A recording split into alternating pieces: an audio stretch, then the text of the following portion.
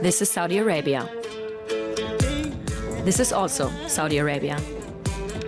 Wasn't this the country where music was forbidden, with strict rules about segregating men from women? I could have never imagined something like this would happen with me because, you know, we were a very conservative country. Entertainment was something that was looked down on. I think I'm a typical Saudi woman in the sense that I am strong, that I'm resilient, and you can't tell me who I am and who I'm not. So how dare you tell me?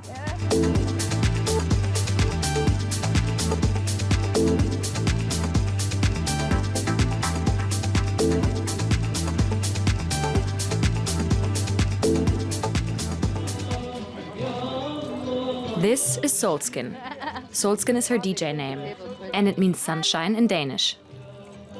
It's fine, I'll hug around. Oh, dirty. Yeah. How are you today? Good, how are you? What time are you playing? You're playing? Yeah, 12. I'm playing back-to-back with somebody, so I just gotta sit down and listen to their vibe now, and then kind of coordinate a playlist accordingly.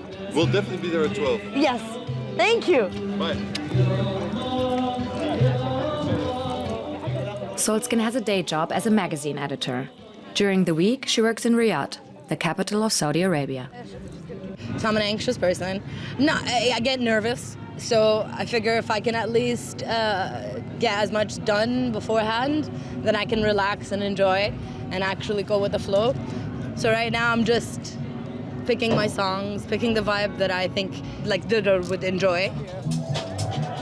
And this is the artist she'll be performing with tonight, Dorar, who used to work in human resources for a pharmaceutical company.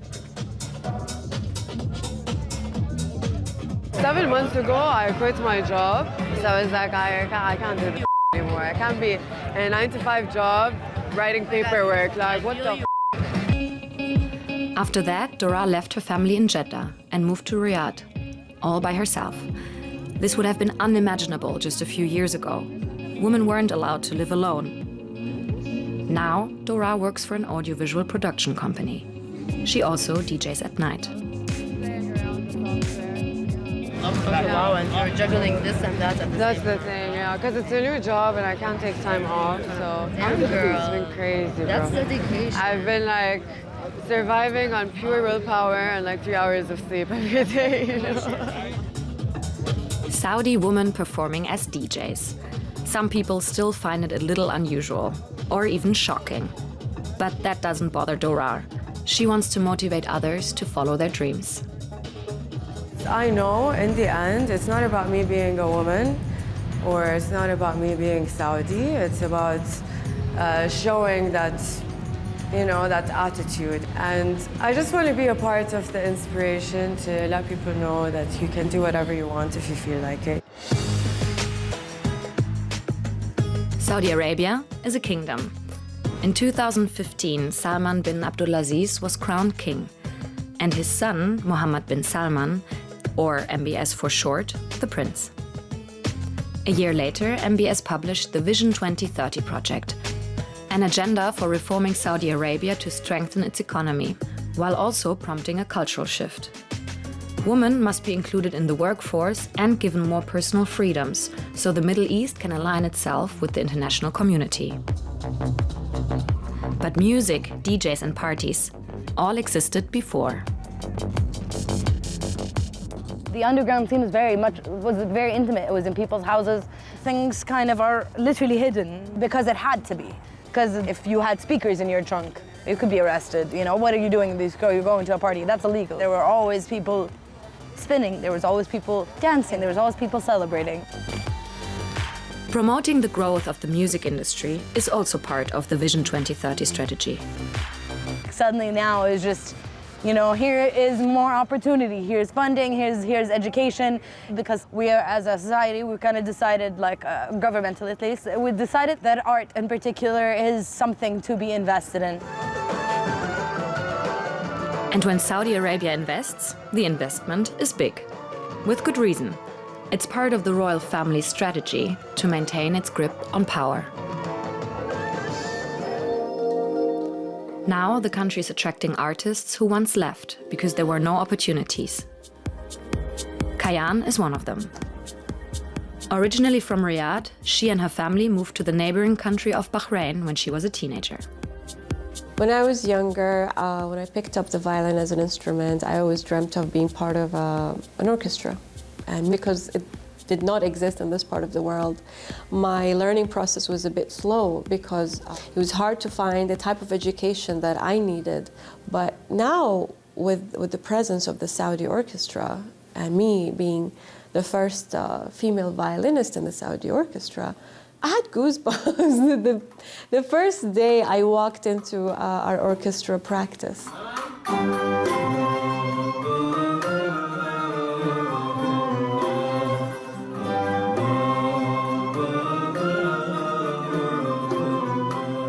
And for me to live and witness that and be part of it, this is a dream come true for me.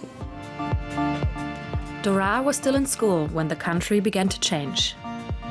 It was a very fast-paced change. In 2016, we weren't able to drive, and then 2017, I see my classmates driving themselves to their classes and just having this freedom to, go out for lunch. Now, just a few years later, she's looking forward to her set tonight. And big performances even get paid. This change opened up so many doors, not just for me to be in the music industry, but for me to discover myself and discover, the community that I relate to. And obviously it's very empowering that I can make money out of this now, something that I want to tell my children, my grandchildren later. When the shift happens, it wasn't that much of a culture shock for me, at least, because I have grown up here and lived here all my life. Me and my friends, we kind of all hang out together and listen to music together, and that was you know what I mean? It was naturally like that for us to begin with. So it just kind of felt like the world outside was catching up to the world behind closed doors. But are these new freedoms accessible to all Saudi women?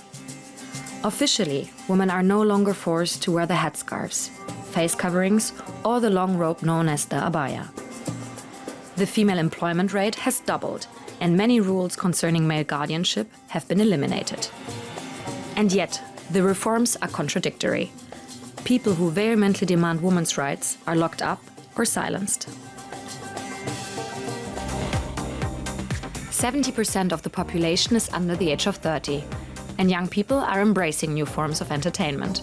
One of them is the Soundstorm Festival, a 3-day event that features international and local artists and draws a crowd of about 200,000 each day. I couldn't imagine at all feeling this, coming to such a place like 5 years ago here in Riyadh. Yes. Such a thing won't happen.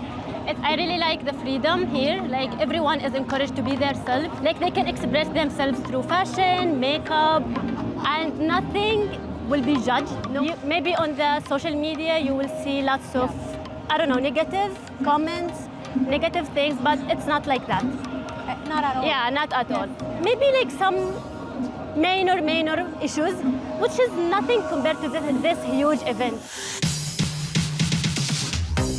The issues that these women are talking about are cases of sexual harassment by men. 4 out of 5 visitors are male. The organizers have tried to address the situation with an awareness campaign and harsh penalties, but they cannot fully prevent men from groping women in large crowds. Omar works for a music magazine in Cairo. He came to Soundstorm Festival to cover the event for their platform. Kind of the only downside for me with the festival was that I felt that a lot of the people aren't necessarily ready for this shift. It all kind of has to do with their upbringing, going to segregated schools and not really interacting with people of the opposite gender outside of their family and cousins, and everything being so open all of a sudden. I feel a lot of people aren't really sure how to act or how to deal with that change.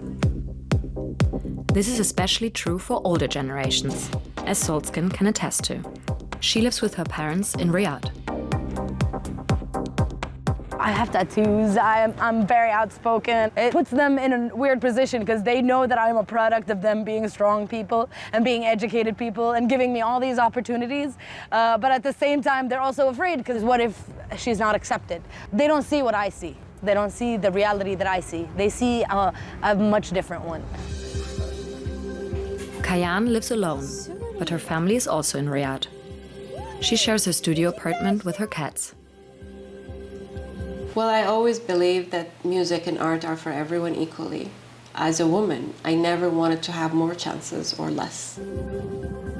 Tonight, she will perform with another DJ, playing her electric violin. I'm happy to have the opportunity to express myself through sound and music. I think it's a responsibility because it's something that's relatively new. I would want to represent it in the best way possible, whether it's here in Saudi or when I travel abroad, and take Saudi sound with me and reintroduce in a modern, contemporary approach.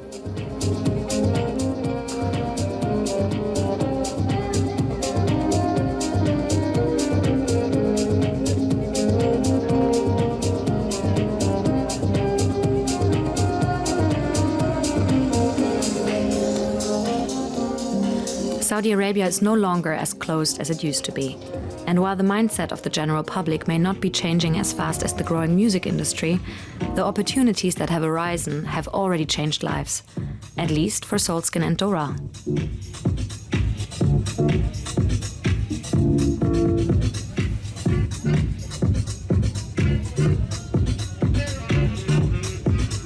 I don't know how you would define a Saudi woman, but I'm pretty sure she looks like me.